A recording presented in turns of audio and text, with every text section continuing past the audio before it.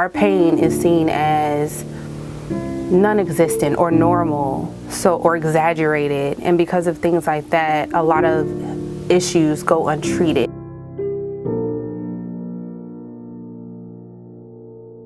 So historically, Black women have been viewed as chattel throughout history because of enslavement in America, and because of slave laws and how reproduction was viewed as a means of gaining wealth for slave owners.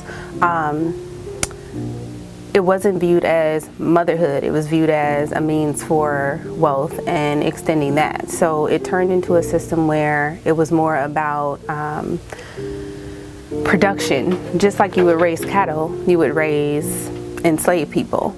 So it turned the system on its head.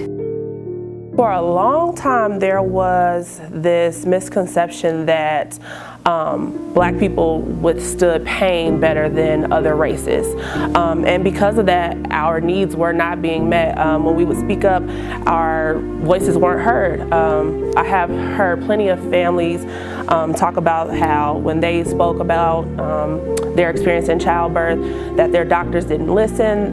They rather just cut the baby out instead of having natural childbirth, which is why if you ever do the research, a lot of doctors haven't even seen a natural childbirth, which is crazy when you think about it. There were experiments done on Black women historically.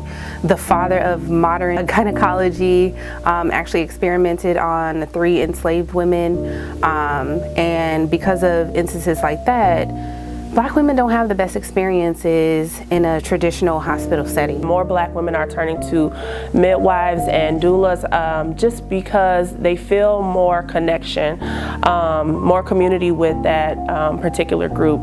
Having a midwife or having a doula means that your needs will be met and understood. That doesn't mean that every time that you voice a concern or have an issue with something that the midwife or the doula is going to be able to rectify that problem, but they will hear you, they will speak up for you if you do use a midwife or a doula in a hospital setting as well. There was a story I was listening to when listening to a podcast where a nurse was reporting a woman because she kept beating her head while she had braids in the hospital, and they reported her to the psychiatrist in the hospital while she was in the maternity ward.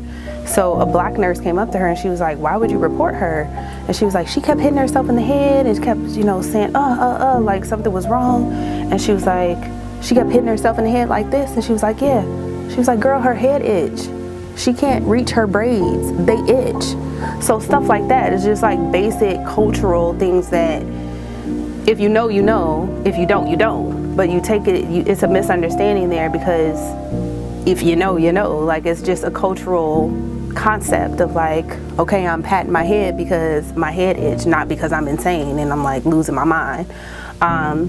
So it's a minor thing, but it's little things like that that kind of make it hard to seek the care that's needed and necessary, or the understanding that's needed and necessary to have successful experiences or happy experiences in the hospital.